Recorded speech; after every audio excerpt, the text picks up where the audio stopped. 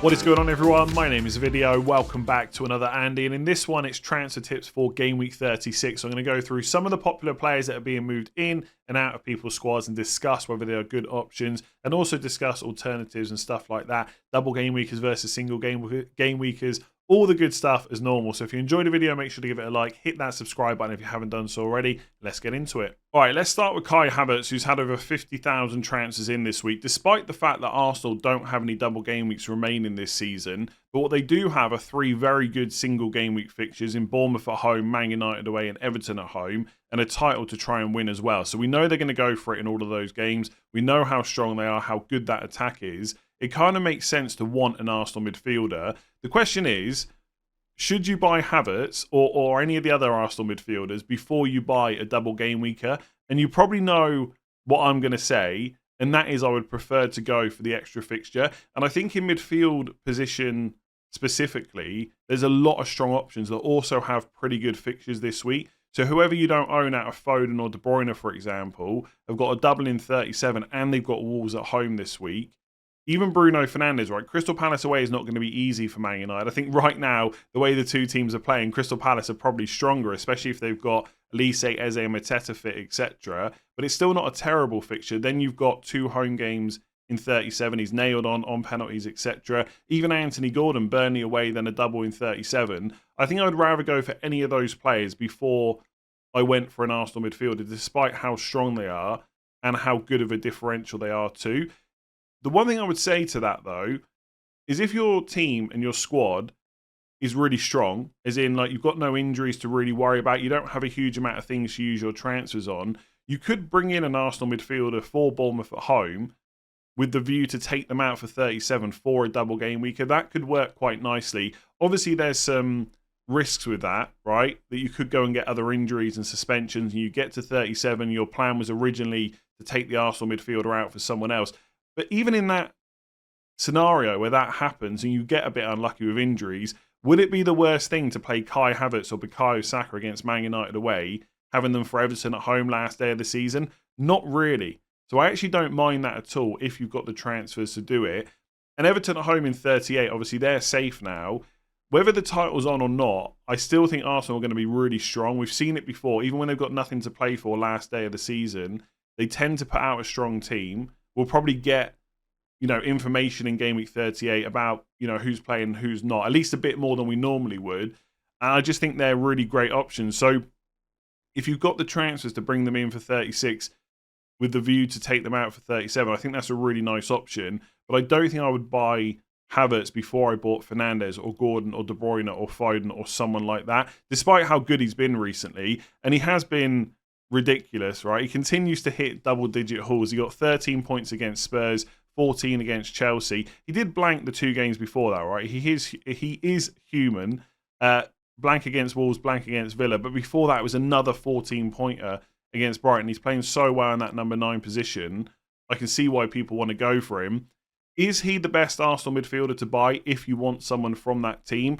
I still think that Saka is the one. Like, if you look at the underlying numbers for Havertz, they're very good. 0.38 non-penalty expected goals per 90, 0.12 expected assists. There's a reason that he keeps getting points. But if you look at Saka, his his non-penalty expected goals are 0.32, so not that much lower, but he's much more creative, 0.33 expected assists per 90, and he's got penalties as well. So I think if I was betting on who's going to get most points from now until 38, I would go for Saka. That being said, Havertz ownership is a lot lower. So if you're looking for the differential and someone that's cheaper, right, it might be easier to fit Havertz into your squad. He could be the one to go for. So if you've got other issues in your team and you've only got one transfer, I still prefer the double game week player, like I've said. But getting an Arsenal midfielder in for this week, it looks good because for what they can deliver, their ownership is quite low at the moment because a lot of people like me have wildcarded them out and they're not going to go back to them. And I'm worried about what they might do this week. You might get unlucky, right? You might buy Havertz and it's Saka and Odegaard that get all the points or vice versa. But I think that's a really good fixture this week. And I don't think it's the end of the world if you get stuck with them for game week 37. So it's not a massive amount of transfers yet, but a few people are starting to sell Son ahead of game week 36. Nearly 30,000 transfers out already, despite the fact that he hasn't played against Chelsea in the second game of double game week 35 yet. But I kind of understand it because the performances of late from Son haven't been great at all. Yes, he walked away with 7 points against Arsenal from the penalty, but there wasn't a huge amount of chances for him outside of that. To be fair, he's playing against Arsenal, best defence in the league, up against Gabriel and Saliba, so you can kind of understand it, but it's not really a new thing over the last few weeks. So it was a 7-pointer against Arsenal, 1 against Newcastle, he was subbed early, 5 against Forest, 2 against West Ham. Yes, he scored against Luton in game week 30, but even before that in game week 29, it was a 2-pointer against Fulham. And, you know, his expected goals in some of these games, 0.14 against Fulham, 0.09 against West Ham, 0.24 against Forest. They're not that inspiring, and I can see why people are starting to get a bit frustrated. If you listen to some Spurs fans on other podcasts, not necessarily, you know, FPL related, they almost want him to be dropped at this point. For what it's worth, I do not think that's going to happen. I don't think they do either. I think Son is basically nailed. But it might actually be better for him at this point if he moves back to the left. Now, I'm not saying that from an FPL perspective he's better there, but I think it makes Spurs better if they bring Richarlison back in. I think if he starts against Chelsea, that's something we're going to see going forward if they perform a little bit better. Ultimately, with Son, I don't think you can sell him. I don't think there's really too much justification to do that because they do have that extra fixture in 37. They get to play Burnley as part of that at home, and then Sheffield United last day of the season. And Son's basically the only attacker you can guarantee minutes from, apart from Maddison. But even he is looking a little bit dodgy at the moment after coming off around the 62nd, 63rd minute against Arsenal. So I think you've got to keep hold of Son. I know we go through this every season, right? And this might happen with Arsenal players, for example, where we keep players with extra fixtures, and in hindsight, we look back and say we should have just gone for the single game weeker. Like someone this week, you know, choosing between Havertz and Son, it looks pretty easy, right? Havertz against Bournemouth at home, ridiculous form. Son against Liverpool away, and that's fine. But for someone to actually go ahead and sell Son, I just don't think you can do it. There must be better transfers out there. And when you've got someone on penalties, there's always points from somewhere. And he's just so good. He will get chances over these few games. And we know he doesn't necessarily need a huge amount to start putting them away. It's not great reading going back over the matches he's had. I just don't think you can get away with it. And historically, it doesn't necessarily mean it's going to happen this season. Spurs have actually done all right against Man City, right? And Pep going away to Spurs hasn't always been great. And Son will probably get a few chances on the counter, right? We know that Man City are going to come out and play. If Spurs can turn over that ball and get Son away on the left or up front, there might be chances in there. And I just see that as the bonus. The fact that he gets to play Burnley and Sheffield United is even better. And I don't see any way where he's not starting. So it has been frustrating to own Son recently. But look, he's on a 7-pointer already this week. He might get even more against Chelsea, and then the conversation flips again. But I just don't think you can sell him. So Alexander Isak is a really easy one to talk about. If you don't already own him, it's probably a case of when are you buying him, not if you're buying him. Is it for game week 36 against Burnley away ahead of the double game week? Or do you just wait one more week and buy him in game week 37? Either way works. But I think it's difficult to go against him. At this point, his ownership is super high. He's definitely not a differential or anything like that. But I still don't think it's worth going against him because of what he can deliver. The only forward I would maybe bring in game week 36 instead of Isak, if you need to buy a new forward, that is Haaland, right? Because Wolves at home is a good fixture. Then he's got a double in 37, and we know what he can do as well. But outside of that, it's definitely Isak. There is no one better than him. And I think some of us had a few worries about when Callum Wilson was back fit. Would he take the minutes off Isak? It just hasn't happened, right? For the last 7 matches in a row, Isak has played 90 minutes every single time, and Wilson has come off the bench in the last 2 fixtures, and it just hasn't changed Isak's minutes at all. They've actually played together. And there might be a time over the last kind of 4 matches for Newcastle where actually they're both in the starting 11, and at that point it might make Wilson the slightly better option because he would be on penalties, and I'm not sure he would give them up for Isak despite the golden boot stuff, and he'd be a massive differential. But until we see that happen, we've got to assume that Isak's going to continue to start because he is the better player and arguably one of the best forwards in the league, right? Probably only second to Erling Haaland. I don't want to get into that conversation because I know obviously there's Ollie Watkins and stuff like that who's been incredible as well. Let's just say Isak is easily in the top 5, probably in the top 3. And I just think as long as he's fit, he'll continue to start. Obviously, in game week 37, you've got a bit of a quick turnaround. Like you've got a midweek game. But I don't think it's going to make too much of a difference because they're playing Saturday in game week 36, Saturday in game week 37. So you've got a full week off. And then it's Wednesday. So you've got a 4-day gap between Brighton and Man United in 37. And then you've got Brentford away last day of the season. Obviously, everyone's playing on Sunday. So Saturday, Wednesday, Sunday turnaround is really not that bad. In one of those 4 fixtures, could he play 70 minutes instead of 90? Maybe. But even then, he's going to cause... Sorry, not cause, but he's going to get FPL returns. I just don't see how he can. Also, by the way, it's worth saying, he's on 19 goals, which is... where have these goals come from? Like, he's just been absolutely ridiculous. In under 2,000 minutes, 23 starts, 19 goals is just ridiculous, right? And this is not me kind of taking a dig at Ollie Watkins because he's been ridiculous this season. So many assists as well. But he's got 19 returns in 19 goals in 1,000 more minutes in 34 starts. And again, that's not taking anything away from him. He's been incredible for Aston Villa. It's more than just the goals and assists as well. His overall game is just brilliant. But I think it just shows how good Isak can be. So look, you don't need me to tell you anymore. If you need a new forward and you can't afford or don't want Haaland or you already own him, it's Isak. There is no one else. All right, let's talk about Man City defenders again. Gvardiol is very popular after his 15-pointer against Nottingham Forest. Nearly 100,000 transfers in this week. Obviously, City have got Wolves at home in game week 36, a double in 37 of Fulham away and Spurs away, and then West Ham at home in game week 38. So there's definitely a few opportunities there to pick up some clean sheets. And Gvardiol has also been pretty attacking, especially recently. If you picked him up into your FPL team over the last few weeks, you're absolutely laughing right now. Now, the thing that everybody wants to know with Man City defenders is who is nailed on.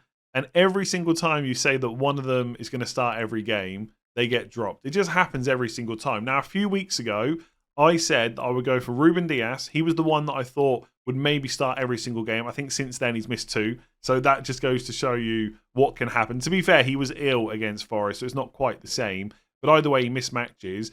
My other pick was Gvardiol because he was a little bit cheaper at 4.9. He's now gone up to 5 million. If you're buying a City defender this week, I think you just go for Gvardiol and hope for the best. Kyle Walker is also an option, absolutely. And at the time when I said Dias and Gvardiol, Walker was only just back from injury. So I did wonder whether they might manage him a little bit and play Rico Lewis or Akanji right back. That hasn't happened. And Walker tends to play when he's fit. So there is a chance that Walker will start every single game. But Gvardiol does seem a little bit more attacking. And he could also start at least 3, I would say, of the last 4, if not all 4. And when he does play in that left-back role, he's getting forward quite a lot, right? You don't even need the stats to see that. You just need to watch the games. And he's just a really good option. Does this mean that there's no chance of Ake playing left-back and Gvardiol being benched? Absolutely not, right? That can happen. But again, there's good gaps now between games because there's only one more midweek left. And for City, it's Saturday to Saturday. So Gvardiol absolutely could start Wolves and Fulham. But then it is Saturday to Tuesday for Spurs. So you just don't know, right? Could Gvardiol miss the Spurs game? Possibly. But then he'll almost certainly play the West Ham game in game week 38. So I think that's all it comes down to, though. I think it's Gvardiol or Walker. Walker's obviously a little bit more expensive.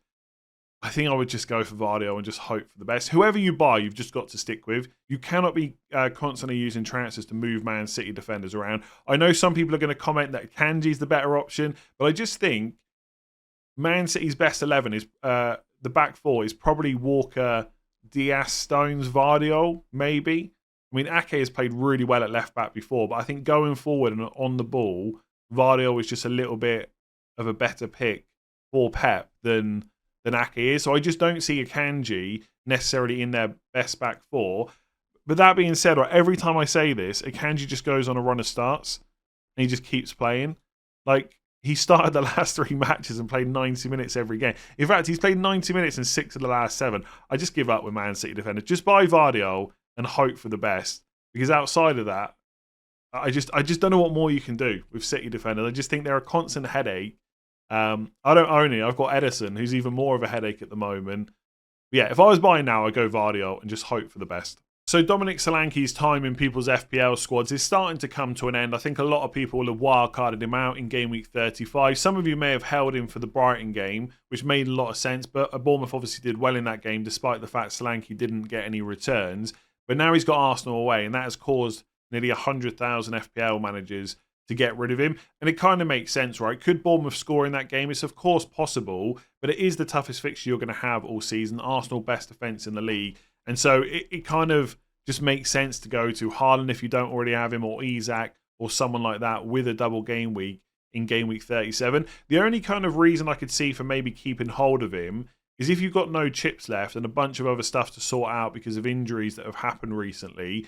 You could maybe even bench him for Arsenal away if you've got 7 other good attackers and then have him back for Brentford at home in 37. It's not a bad fixture, and Chelsea away last day of the season isn't terrible either. But when you look at it as a whole, having to play Arsenal and Chelsea away in the last 3 matches, it's not great, and it's probably time to move him on. The only thing that's kind of interesting is the Golden Boot race, because it's quite close this season going into the last 3 game weeks, and Solanke's on 18 goals. So he's only 1 behind Isak and 1 behind Watkins. I mean, he's 3 behind Haaland, so the chances of him getting the Golden Boot is almost 0, you would say, because Haaland's got an extra fixture as well and better fixtures too. But it is quite close, right? You've got Palmer on 20, Salah's on 17. Like, it's going to be a quite interesting couple of weeks to end the season, right? So Solanke's going to have his eye on that, but I just don't think it's going to make him a massively better player with the fixtures he's got. So if you've got Solanke and you've got the spare transfer, it's probably time to get rid of it. Even if you've got Haaland and Isak, I'd still rather go for someone with a better fixture this week and a double in 37.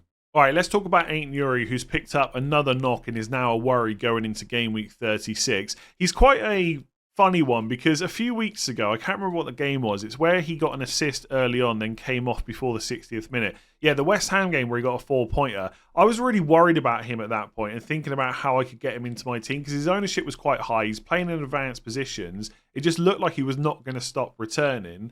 And obviously since then, he's blanked every single game and obviously picked up a few injuries in between. The one thing I would say for anyone that owns him and was going to keep him for game week 37 because of the Crystal Palace fixture, it was Man City away anyway this week. So even if he was going to miss that, as long as he's not ruled out longer term, like if he's just going to miss this game, it's really not the end of the world. You can just bench him for that match and then have him ready for Crystal Palace at home. He's going to be a nice differential, going to play fairly attacking as well, despite whether he's in the front 3, left wing back, whatever position it is, he is going to be attacking in that Wolves side. And I actually quite like the idea of keeping hold of him. If you're in a position where you've got to sell or you're looking to get a double game weeker for 37, or even if you just want someone that's safer on the bench boost that doesn't have injury concerns and stuff like that, there are quite a few other players you can go to. I mean, Aït-Nouri at the moment is 4.8. You might have got him a little bit cheaper than that. Obviously, we just talked about Gvardiol as an option for 5 million for Man City. You could go to a Man United defender. I will say, I own Dalot and a lot of people own Maguire.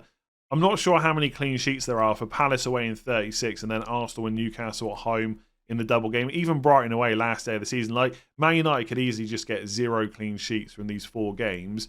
But they do have that extra fixture if you want to take the risk. And you've got some attacking potential on top. Obviously, Maguire from set pieces. Dalot more so from open play. And I guess this also applies to anyone that's got Van Heck as well, because he might be out for the next kind of 2-3 matches as well. And you might be looking to replace him. So if you want someone dirt cheap with a double, I think Harry Maguire is probably your best option. I mean, Newcastle have some cheap defenders as well. Obviously, Davern is 4.6. He's absolutely nailed on. Livramento is only 4 million. He did just play 90 minutes.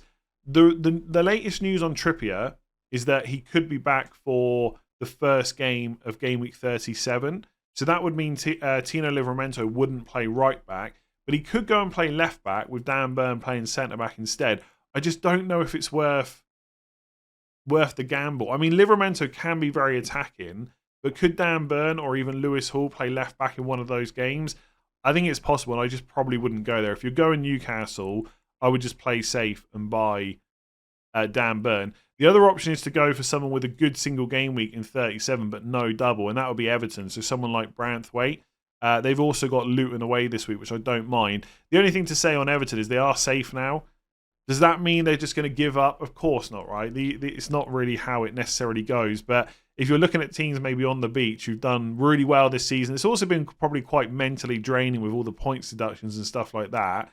If you think they're going to suddenly turn the wrong corner and start playing not so well, it could be Everton. But Luton away and Sheffield United at home on paper is not bad. And as a single game week bench boost, I really don't mind that for Everton. And I don't think there's really too many other players to discuss. I mean, Van de Ven at Spurs, I don't hate that, but you wouldn't want to play him this week against Liverpool away. But in the double, he gets to play against Bournemouth, and he's only 4.4. Then you get Sheffield United away last day of the season, could be an option. I think with Aït-Nouri, it really depends when you need to sell him. If you need someone this week and next week, that's a little bit different to when you're just buying someone in 37 itself. But honestly, if Gary O'Neill says that he's going to be fine for that Palace game, I'll be tempted to hold him. Big differential, he's very attacking. Just depends whether you want to take that risk. Any doubts, especially if you're bench boosting, I would just get rid and go for someone that you can be a bit more sure about. If you've enjoyed that video, make sure to give it a like. Hit that subscribe button if you haven't done so already. Rate 5 stars if you're listening on podcast and enjoying the content. And I will catch you tomorrow for the Game Week preview.